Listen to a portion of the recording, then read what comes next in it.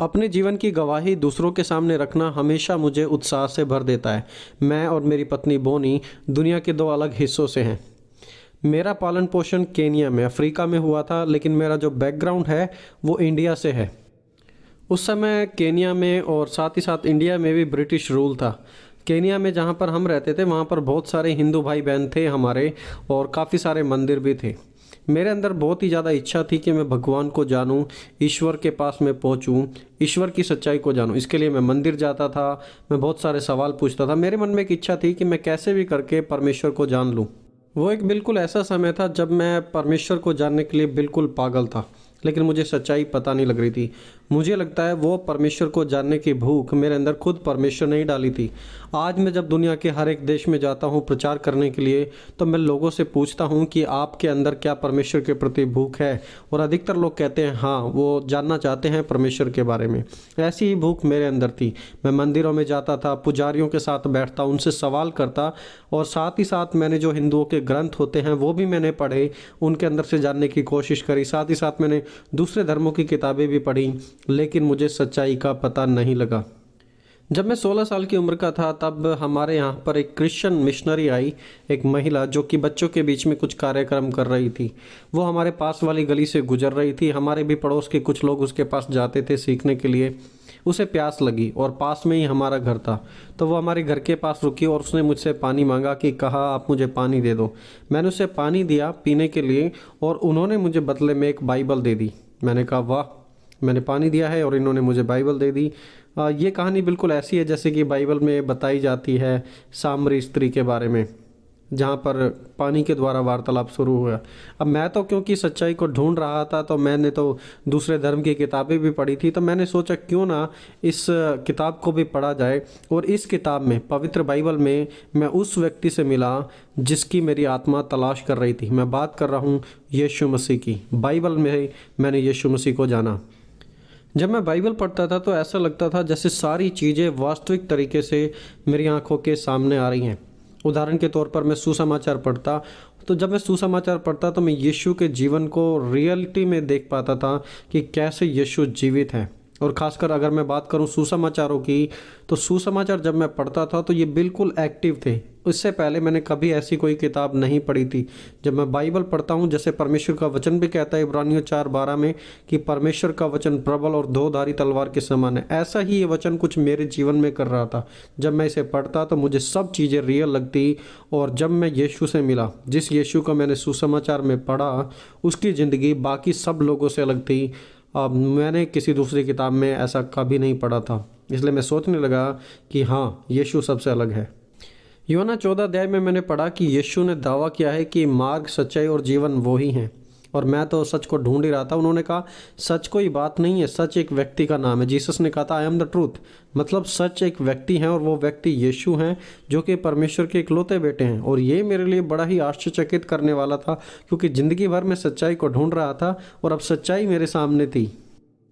मुझे पवित्र बाइबल पढ़कर यह एहसास तो हो गया था कि अगर मैं यीशु के साथ चलना चाहूँ तो मेरी ज़िंदगी इतनी आसान नहीं होगी। या तो मुझे आज संसार को चुनना है, या फिर यीशु मसीह को चुनना है। या तो अपने परिवार को छोड़ना है, या फिर यीशु मसीह को छोड़ना पड़ेगा, क्योंकि हालात इतने अच्छे नहीं थे। तो मैं चुपचाप रहा, लेकिन बार बार वो बात मेरे मन में आती कि मार्ग, सच्चाई और जीवन मैं ही हूँ, तुम्हें मेरे पीछे चलना है। मैंने सोचा कि आज के बाद मैं इस बाइबल को पढ़ना ही बंद कर दूंगा, इसे बंद करके रख देता हूँ, फिर कभी दोबारा इसके बारे में नहीं सोचूंगा। फिर एक दिन सुबह 9 बजे के करीब, ये गर्मी का मौसम था, काफ़ी गर्मी उस दिन पड़ रही थी। जैसा कि आपको पता है अफ्रीका में गर्मी थोड़ी ज़्यादा होती है, तो उस दिन गर्मी बहुत ही ज़्यादा थी। और अचानक मैं परमेश्वर के बारे में सोचते सोचते बेहोश हो गया। मुझे कुछ समय तक होश नहीं आया। जब मैं अपने होश में आया तो मैं एक दूसरे स्थान में था। मेरा शरीर तो अभी भी पृथ्वी पर गिरा हुआ था, लेकिन मेरी आत्मा अब स्वर्ग में पहुंच गई थी। वहाँ पर मैंने सोने की गलियाँ देखी। वहाँ पर मैंने ऐसे रंगों को देखा जिन्हें मैंने पृथ्वी पर कभी नहीं देखा है। वहाँ पर मैंने देखा कि हर चीज़ में इतनी सुंदरता है। वहाँ का म्यूजिक बहुत ही बेस्ट क्वालिटी का है। ऐसी चीज़ें पृथ्वी पर कभी नहीं दिखती। वहाँ पर एक अजब ही रोशनी थी। आज मैं समझता हूँ उस रोशनी को, उस समय मैं नहीं समझता था। उसे हम ग्लोरी ऑफ गॉड कहते हैं। उस समय एक ऐसी रोशनी आ रही थी जैसे कि सूर्य की रोशनी कितनी तेज होती है। तो मान लीजिए वहाँ पर 10,000 सूरज एक साथ थे, इतनी चमक धमक की वहाँ पर रोशनी थी और वो रोशनी मेरी तरफ आ रही थी। तब मैंने रियलाइज़ किया कि उस रोशनी में, उस महिमा में प्रभु यीशु मसीह मेरी ओर चले आ रहे थे। जब मैंने उन्हें देखा तो मुझे किसी एक्सप्लेनेशन की ज़रूरत नहीं थी। मेरी आत्मा में मुझे पता लग गया कि वो परमेश्वर हैं। प्रभु यीशु मसीह मेरे पास आए, उन्होंने मेरी तरफ मुस्कुराया और मेरे कंधे पर हाथ डाला और कहा, मेरे बेटे तुम्हारा स्वागत है। और वो मेरे लिए एक बड़ा अद्भुत एक्सपीरियंस था। मेरी आँख, यानी कि मैं अगले दिन का तकरीबन 5 बजे के करीब होश में आया। उस समय पूरे दिन और रात मैं बेहोश पड़ा रहा। उस समय जब मैं होश में आया तो मुझे पता लग गया था कि यीशु प्रभु हैं। मैं तुरंत अपने घुटनों पर आया, मैंने अपने पापों का अंगीकार किया और यीशु को अपना प्रभु और मुक्तिदाता, जीवन का साथी स्वीकार कर लिया।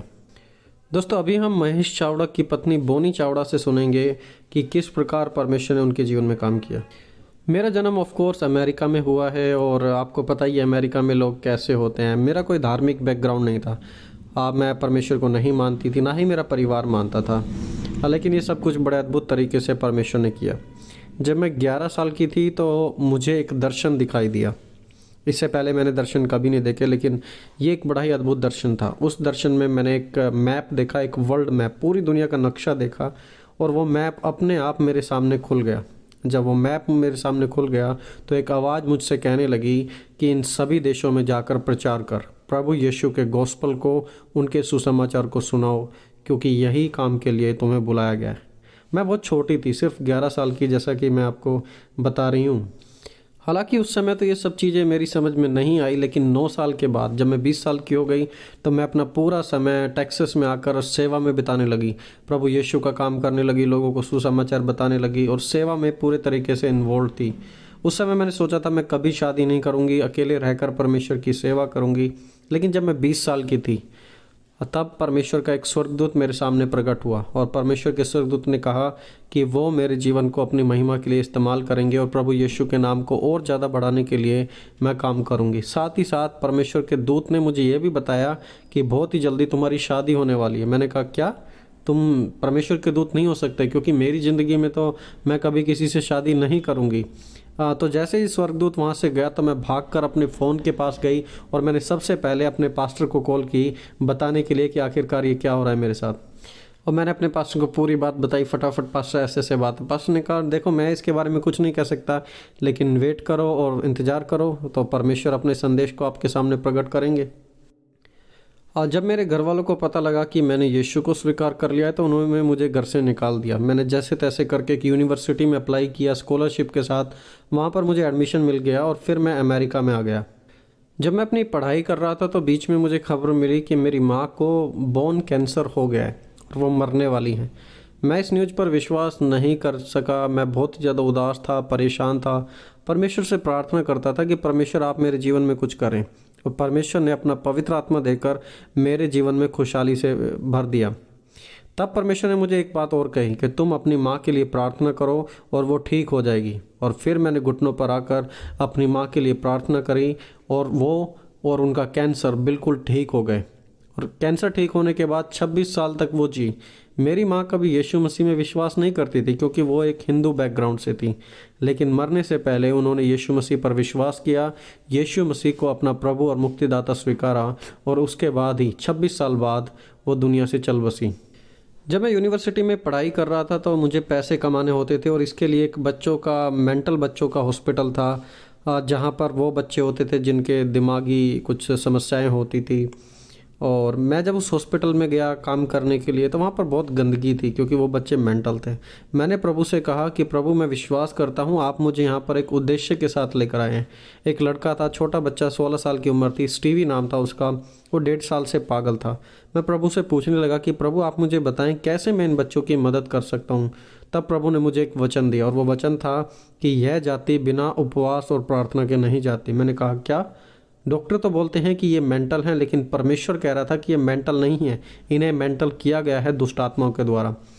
मैंने 2 सप्ताह लगातार फास्टिंग की और 2 सप्ताह के बाद मैं वहाँ पर गया और मैंने उनके लिए प्रार्थना की। आप विश्वास नहीं करोगे, उन बच्चों की जो बॉडी थी वो हवा में 18 फीट तक ऊपर उड़ गई और मैंने फिर दुष्ट आत्मा को डांटा, चिल्लाया और मैंने कहा यीशु के नाम से दूर हो जाओ, और परमेश्वर ने उन्हें छुड़ाया।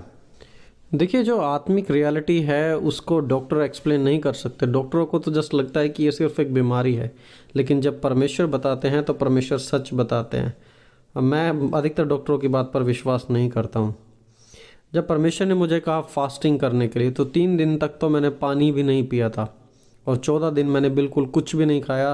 3 दिन के बाद मैंने पानी पीना शुरू किया। अमेरिका में लोगों को ये बड़ा अजीब लगता है, क्योंकि लोग कुछ ड्रिंक्स वगैरह ले लेते हैं, पानी पी लेते हैं, लेकिन मैंने जब फास्टिंग की थी ये बिल्कुल अलग थी।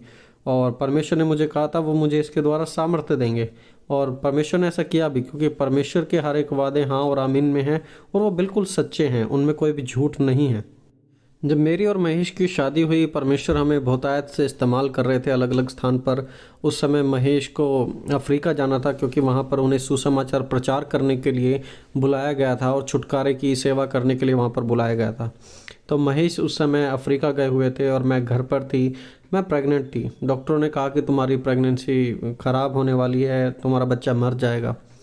उस समय क्या हुआ, हमें ऐसा लगने लगा था कि परमेश्वर हमें सेवा के लिए बुला रहे हैं, और हम धीरे धीरे सेवा में बढ़ भी रहे थे और परमेश्वर हमें उपयोग कर रहे थे अपने कार्य के लिए। मेरे पेट में बहुत ज़ोर से दर्द हुआ। जब मैं चेकअप के लिए गई तो डॉक्टरों ने कहा कि तुम्हारा बच्चा मर गया है।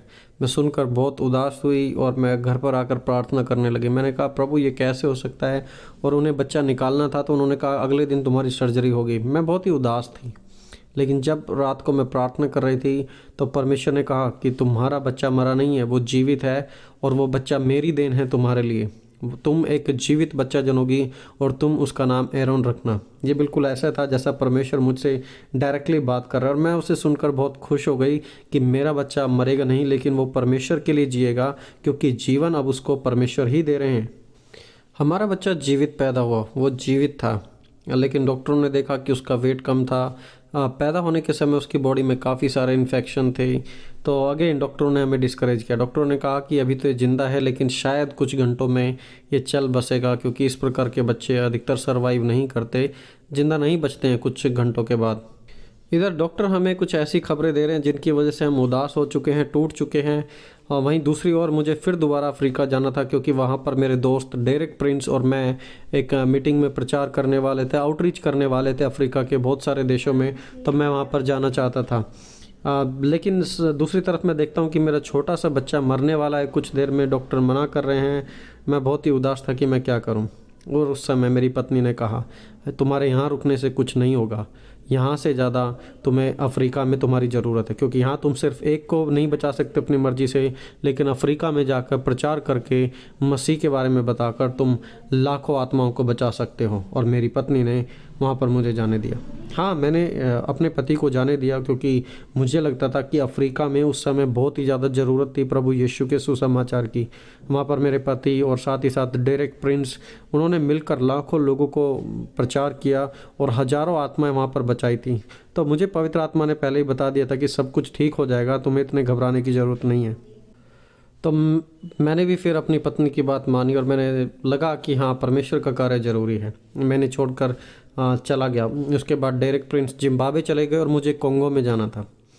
कोंगो में जब मैं वहाँ पर गया तो सुबह हमारी एक मीटिंग थी। मैंने वहाँ पर प्रचार किया, लोगों के लिए प्रार्थना की, और वहाँ पर लंगड़े चलने लगे, अंधे देखने लगे, गूंगे बोलने लगे। एक बड़ी परमेश्वर की बेदारी वहाँ पर आने लगी। तो और जब शाम को मीटिंग हुई तो उस शाम की मीटिंग में तकरीबन 1 लाख लोग वहाँ पर आ गए थे। और फिर उस दिन भी बहुत सारे छुटकारे हुए, मुर्दे तक भी जिंदे वहाँ पर हो रहे थे। लोगों की सालों साल की पुरानी बीमारियाँ ठीक होने लगी, और ये बात पूरे देश में फैल गई कि इस प्रकार प्रेयर मीटिंग में हो रहा है। आप यकीन नहीं करेंगे, लेकिन राष्ट्रपति खुद उस मीटिंग को अटेंड करने के लिए आए थे कोंगो में। उन्होंने अपने सिक्योरिटी गार्ड्स भेजे, और हमारी जो फाइनल मीटिंग थी, जो कि आखिरी दिन की मीटिंग थी, उसमें 3 लाख लोगों ने भाग लिया। इतनी जगह की हमारे पास कमी थी, और परमेश्वर ने छुटकारे के बाद छुटकारे लोगों के जीवन में किए। और परमेश्वर ने मुझे अफ्रीका में बहुत ही ज़्यादा फेमस कर दिया था उस समय। जब मैं वहाँ पर प्रचार कर रहा था, स्टेज के ऊपर था, पवित्र आत्मा ने मुझे कहा तुम पीछे हो जाओ। मैं समझा नहीं उस बात को, लेकिन मैं पीछे हो गया। और फिर पवित्र आत्मा ने मेरे मन में एक बात डाली कि यहाँ पर इस भीड़ में एक ऐसा व्यक्ति है जिसका बच्चा सुबह ही पैदा हुआ था, वो मर गया है। तुम उसे आगे बुलाओ और उसके लिए प्रार्थना करो।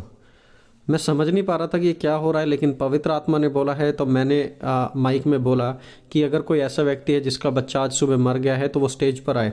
तो वहाँ से एक व्यक्ति निकल कर आया, और इवन जो मैंने किताब लिखी थी अपनी, उस किताब में तो मैंने उस बच्चे का डेथ सर्टिफिकेट भी लगाया हुआ है, उसकी फ़ोटोकॉपी वहाँ पर है, आप उसे पढ़ सकते हैं। पवित्र आत्मा ने मुझे कहा कि प्रार्थना करो उस बच्चे के लिए, और पवित्र आत्मा के कहने के अनुसार मैंने प्रार्थना की, और उसी समय जब हम प्रार्थना कर रहे थे तो उसी समय उस बच्चे को हॉस्पिटल में छींक आनी शुरू हो गई, और वो जो मुर्दा बच्चा था जो सुबह 4 बजे से रखा था दफनाए जाने के लिए, उसके अंदर जान आ गई। मामला वहीं पर ख़त्म नहीं हुआ। अब क्योंकि ये बच्चा ठीक हो रहा है तो इसकी आशीष के साथ साथ मेरा बच्चा भी, जो अमेरिका में वेंटिलेटर पर है, जो कि मरने वाला था, डॉक्टर ने कह दिया था कि मर जाएगा, उसकी आशीष भी वहाँ पर पहुँच गई, और परमेश्वर ने हमारी प्रार्थना को सुन लिया। तो वो बच्चा जिसके लिए हमने प्रार्थना करी वो तो ठीक हुआ ही हुआ, उसके साथ ही साथ हमारा बेटा एरोन भी ठीक हो गया। आज उसकी उम्र 21 साल है, और वो अमेरिका में नॉर्थ कैरोलिना की एक यूनिवर्सिटी में एक बहुत ही ब्राइट स्टूडेंट है, जिसे परमेश्वर अपनी महिमा के लिए इस्तेमाल करते हैं। ये हमारे लिए बहुत ही ज़्यादा अद्भुत था। देखिए, मैंने परमेश्वर की सेवा के लिए अपने कदमों को बढ़ाया तो परमेश्वर ने मेरे बेटे को भी ठीक कर दिया, और मेरे बेटे को ही नहीं, वहाँ पर हजारों लोगों के जीवन को परमेश्वर ने बदला। उस मीटिंग के बाद 100 से भी ज़्यादा नई कलीसियाँ वहाँ पर स्थापित हुई, लोगों के बीच में परमेश्वर का कार्य बढ़ा, और परमेश्वर की महिमा बढ़ती गई। आज हम एक ऐसी स्टेज पर आ पहुँचे हैं जहाँ पर हमने महेश चावड़ा इंटरनेशनल मिनिस्ट्री की स्थापना की है, और परमेश्वर ने हमें, दुनिया का शायद कोई ही ऐसा देश होगा जिसमें परमेश्वर हमें लेकर ना गए हों अपनी सेवा के लिए। परमेश्वर हमें दुनिया भर में इस्तेमाल करते हैं, और परमेश्वर की महिमा हो रही है। मैं उन लोगों से जो आज इस वीडियो को देख रहे हैं यही कहना चाहूँगा कि परमेश्वर सच्चे हैं, यीशु मसीह सच्चाई है। वो सिर्फ सच्चाई नहीं, यीशु मसीह ही सत्य है। आप जब यीशु के पास आते हैं मतलब आप एक सत्य ईश्वर के पास आते हैं, उसे छोड़ कोई दूसरा रास्ता नहीं है। यह मेरा आपके लिए संदेश है। परमेश्वर आप इस गवाही को द्वारा आशीष दे।